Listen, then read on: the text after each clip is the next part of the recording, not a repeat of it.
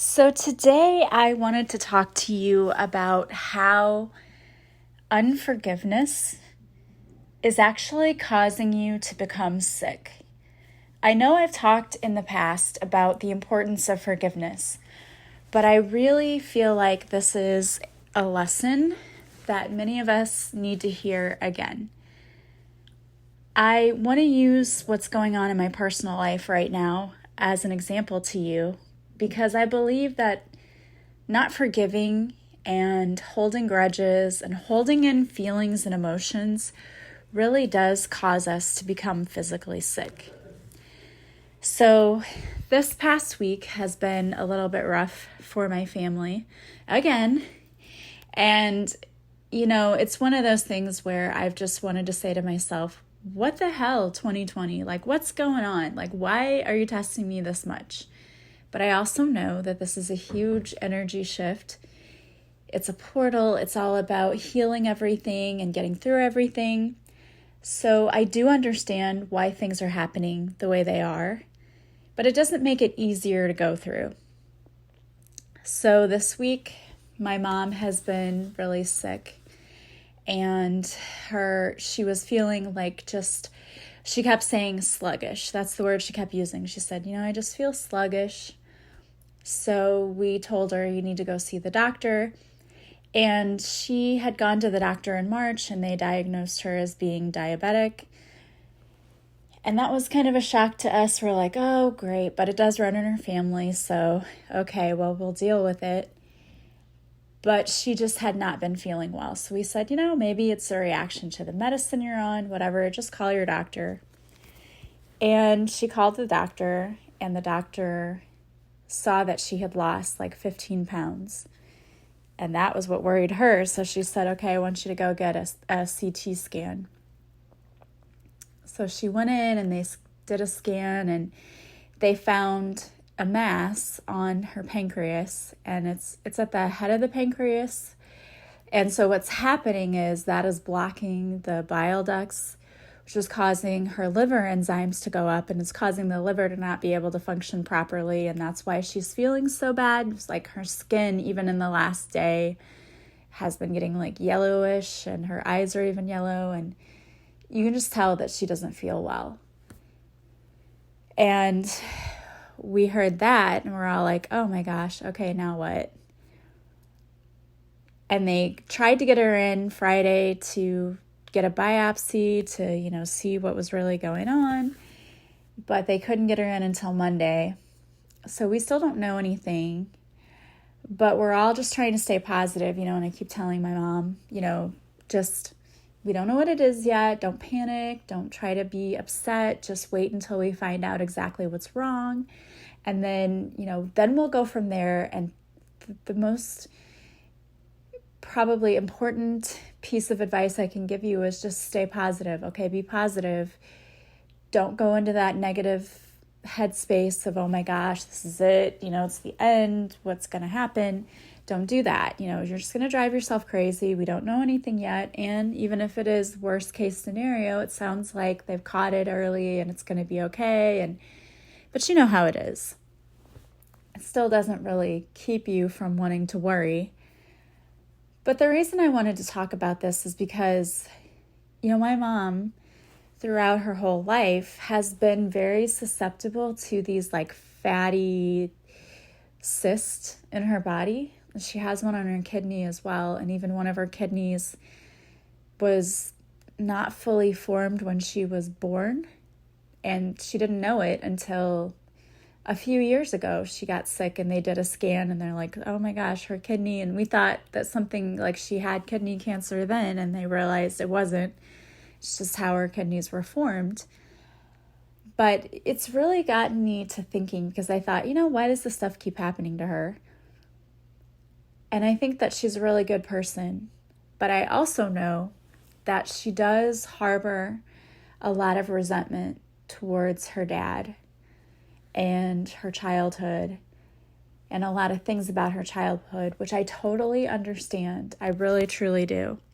Her mom, my grandma, got married when she was like 15 and had her first child at 16. She was a baby herself, and it really wasn't the best of circumstances to have kids. And on top of that, my grandpa was abusive to her, and he drank a lot. And so there's a lot of that abuse cycle in that relationship. And I know that my mom holds a lot of resentment about her childhood and about everything she had to deal with.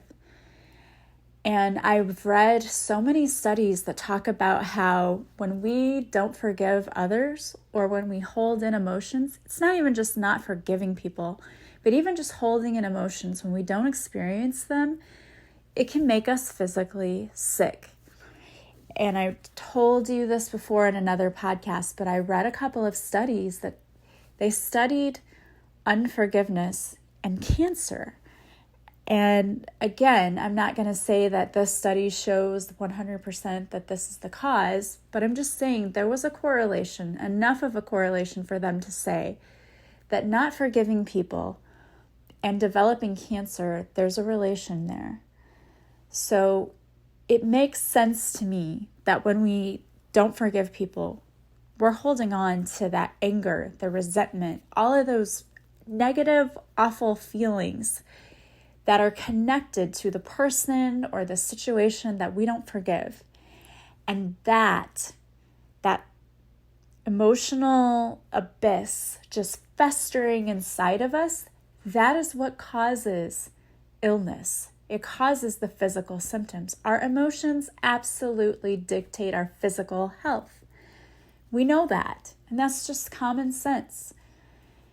So I just think that this is such a great opportunity with what we're going through to urge you that if there is anything you need to forgive, anything you're going through, do it. Okay, go through the emotional healing.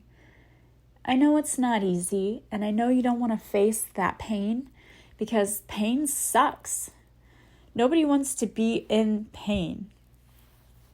But I got to tell you, if you don't face it and you don't deal with it, it's going to show up in your life in so many other ways. And most predominantly, it shows up as illness. I can tell you that when I was dating my last serious relationship that I had, this person was going through a divorce, and there was a lot of emotional stuff that I know he had not dealt with yet. He just kind of like ran into the next relationship to just like forget it, you know? But that doesn't work. I'm sorry, it doesn't work. You can't forget someone by moving on to somebody else. That's not how that works. You've got to deal with it. And he didn't want to deal with it. So he was sick for a good month and a half. And I really believe that a big part of that was because he was emotionally run down. Like if he had been a healthy person and not emotionally drained, he probably would have been sick for a week and then been like, okay, I'm better. But it took a month and a half for him to get over the flu. And I know it was because he was so run down emotionally. And I've seen this in other areas of my life and other people's life as well. You know, I was talking to my daughter yesterday, and as I'm recording this is Father's Day, and this is a rough day for them. And yesterday she had her friend over, and we were trying to do things, and it started off for her, she was really hyper, and she's like, I don't know what's going on with me, and I don't know why I want to cut my hair, I want to do this, I want to do that. And it was almost like a manic kind of thing. And I knew something was up. I'm like, okay, well, she's not normally like this. You know, she's usually pretty even-keeled. I mean, when she first started going through all this stuff with her dad, even before his suicide, when she was just dealing with having to recall the abuse and all of that, she was depressed. You know, she was in her bed, and you couldn't get her out of bed for anything. She would go to school, but then she would just be in bed. And she was that way for about 2 months after he passed too. Like she would get up and she would go to school, but then she would come home and she would just go to bed, and it was just a depression. And she had been getting so much better. Like these last few months, going to counseling, and she would get out and do things and be so much better.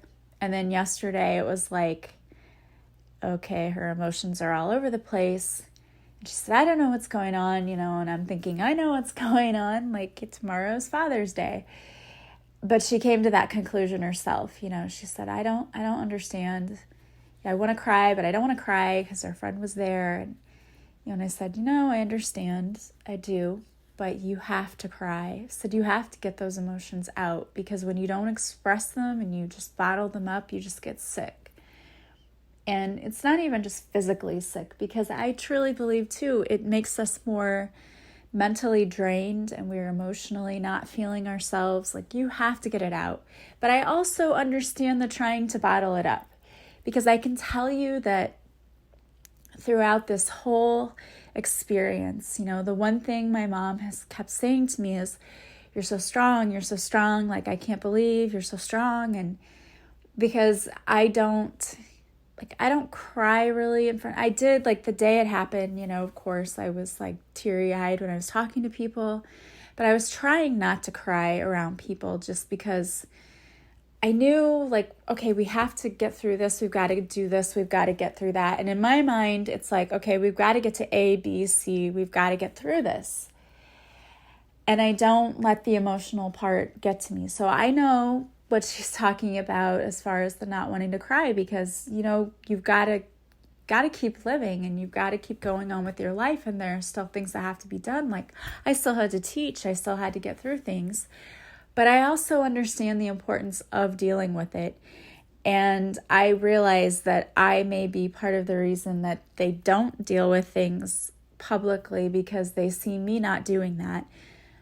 But I'm not dealing with it. I'm just not dealing with it with 50 people watching me. You know what I mean? Like I have my moments where I have to turn the lights out sometimes, and I just have to cry. Because I know I have to get that out, but I don't always do it publicly, because I do try to somewhat, have this strength, not to show them like, hey, you can't cry, but just because I'm trying to be there for them so that they can cry, and I'm there, and I'm, because I don't want to make them feel bad or to react. And I feel like a lot of us are like that. Like we try to be so tough, and we try to be strong, and we don't want to show our emotions. And honestly, for some of us, we were taught that showing that emotion is a sign of weakness, and it's not. But we got that message somehow. I know sometimes my parents would say like, oh, if you cry, I'm going to give you something to cry about. And I know they weren't trying to say that to be mean. It was basically when you're 2 and you're crying over nothing, right? Like, oh, I couldn't fit the lid to my toy back on it, so I start crying. I'm crying over something silly, and they're saying, like, don't cry over something like that. But we sometimes get the message, don't cry, right? Like, don't cry unless it's something important to cry about. But the truth is, you should cry if you feel like crying. Your emotions are a way of telling you there are things you need to deal with and things you need to get out. And sometimes for no reason at all. You may just feel like you need to cry. And I truly believe that's just your body purging those feelings that are not serving you and you've just been holding them down. We just have to get rid of them, and we have to deal with them. And there's nothing wrong with that. And I feel like when we don't do that, when we don't deal with it, that's when we start having problems. And I know that a big part of my mom, her issues with her health sometimes, is that she doesn't deal with her emotions and the forgiveness. And this is where I want to talk to you today, because you can do the forgiveness, and there are so many amazing free tools out there to help you do this. And it's really incredible how awesome these tools are, and that they're free and they work and they help you. But so many of us just don't want to deal with it. And I'm here to tell you that if you don't deal with it, you're going to deal with it in one way or the other. It's going to show up in a physical way. So it's important that you get that forgiveness over with. And I am not kidding you. I pulled a card from my own deck, Divine Whispers, and I knew what my topic was, and I just pulled a card. And this is the card I pulled. I'm not kidding you. I didn't search for it. I didn't do anything. It just came out because the universe is amazing and is always aligning and giving us synchronicities to show us that we're on the right path. And the card that came out is forgiveness is the greatest gift you can give. And I'm here to tell you guys, I still have to forgive people in my life. I know that I still have to go and forgive my ex for not only abusing my children, but then for taking his own life and leaving me with this mess to clean up, and with the hurt and the pain and the emptiness and everything that he's caused. I have to forgive that. And I have to tell you, I haven't yet been able to do it. Not fully. I'm trying and I'm starting, but I haven't done this whole process that I'm going to talk to you about today. I haven't even done it yet with him because I've been avoiding it. I have, and I know that I have. And I also know the universe is telling me you better step your butt up and do it. And I know that. And I am saying today to the universe, I'm doing it and I'm going to do it. And I have to do it on my own terms. And I will do it. But I want you all to also promise me that you're going to make the effort and you're going to forgive someone in your life that needs forgiving. And sometimes that someone is us. There's a part of me, I think, that doesn't want to do this because I'm going to have to look at the fact that I didn't do enough to protect my kids. And even though we've had this whole conversation with a counselor and with them where I've said, you know what, I'm so sorry, I should have known or I should have been able to do more. And they're like, Mom, you couldn't have. But I'm still going to have to forgive myself because I feel like I should have done more. I mean, when I knew that I was pregnant with them and that this was a toxic relationship and not something I should have been in, I seriously thought about just leaving and running away and, so we couldn't get to them. And I mean, I know we have to go through certain things. I know we do. But your mind always goes to the what if. Why couldn't I have done this? Or why didn't I do that? Or I should have done this. And we have to just let all of that go and instead just forgive ourselves for the fact that we're human and we can't always see the big picture. I didn't see what was going on. And I can't blame myself for that. I just have to now make the effort that I'm going to do everything I can to make sure they're okay now. So I know that some of you out there who are listening need to forgive someone. It may even just be yourself, but the universe is asking you to do it. This is what the rest of the card says. It says, is there someone in your life that you need to forgive? Hurt is heavy. You need to let it go. When we hold on to feelings of hurt, betrayal, and resentment, it's like carrying a heavy weight around our necks. Not only is it physically burdensome, but it's also emotionally crippling as well. Harboring feelings of unforgiveness can even cause you to become physically sick. When we forgive others, we aren't telling them that what they did is okay. We're simply allowing ourselves to be free of the burden that we have been carrying around. In essence, it's a gift that we are giving ourselves. The other person doesn't even need to know that we have forgiven them. It's more about feeling better ourselves. You will also be cutting the energetic cord that ties you to this person or situation, and in return, you will feel lighter and freer. Let go of hurt today. there's a prayer that goes along with this card, and I'm going to say this prayer. And I want you, if you want to say this prayer with me, to just insert the name of the person, whether it's someone else or even if it's just yourself. Put in the name of that person as we say this prayer, and then I want you to repeat it silently to yourself, because we're going to forgive people today. And then after we say this prayer together, I'm going to talk to you about some other free tools that are out there that you can use. Here is the forgiveness prayer. Dear, insert your own name here. What you did caused me much hurt, anger, and fill in whatever emotion you feel here.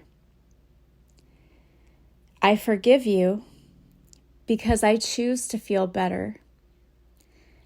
I'm choosing to let go, not because I believe that what you did was right, but because I want to release the feelings that are weighing me down. I release you and what you did, along with those burdensome feelings. I send love to you and to myself. I ask Archangel Michael to cut the cords that bind you or whatever you did to me. I choose to feel better. Amen. Now you can go back and say that prayer for as many people as you need to. There may be multiple people. I know I need to say it for my ex and also for myself. And I'm going to talk to my mom about saying this to forgive her own dad. You know, sometimes it's hard because the people we need to forgive are the ones closest to us, the ones who are supposed to take care of us, the ones who were supposed to protect us, but who failed at doing that. And that's tough. But the ultimate truth is, we don't need anyone to take care of us or to protect us because we can do that for ourselves. So it's important that we let go of the resentment and the hurt and the coulda, woulda, shouldas, right? If I would have done this or had he done that, you can't change the past.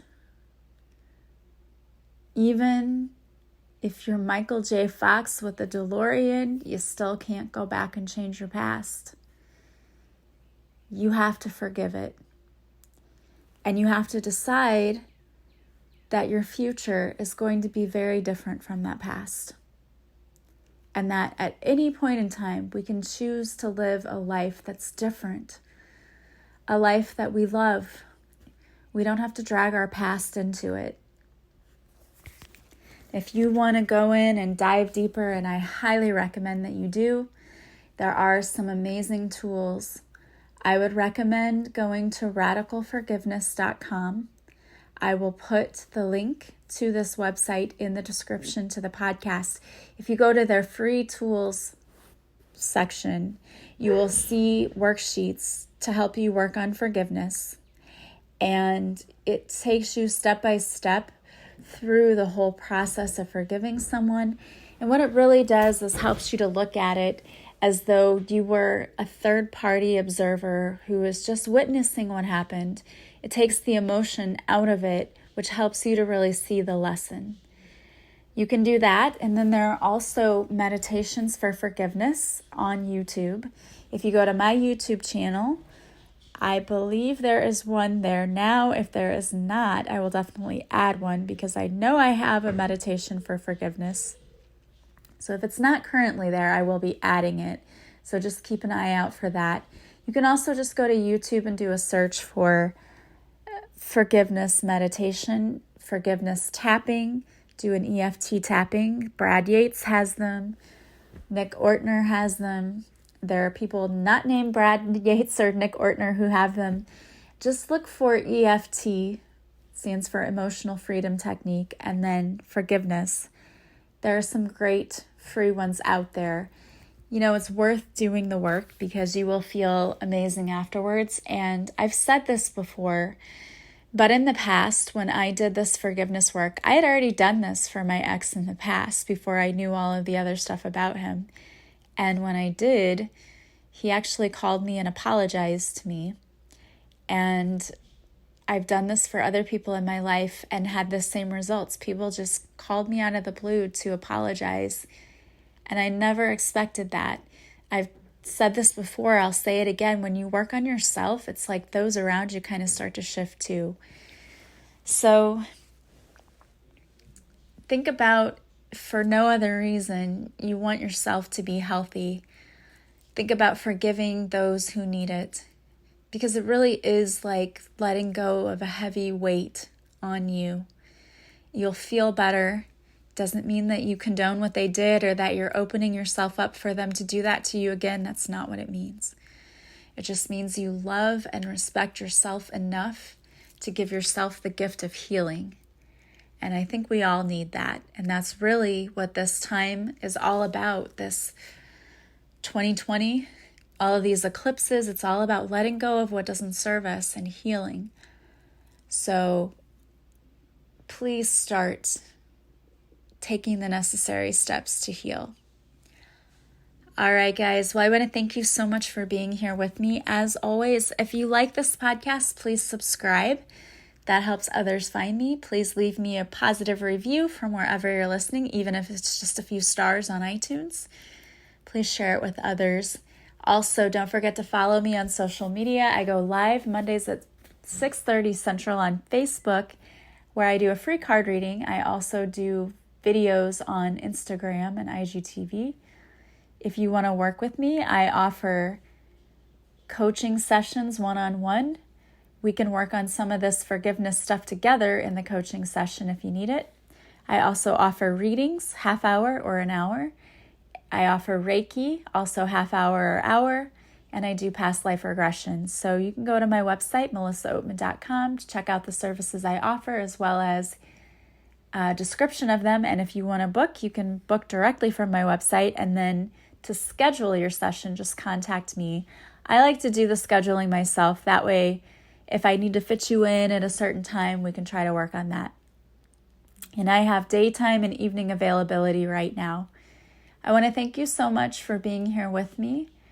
I hope that you have a beautiful day from wherever you're listening, and I am sending you so much love and light. I will talk to you again soon. Bye, guys.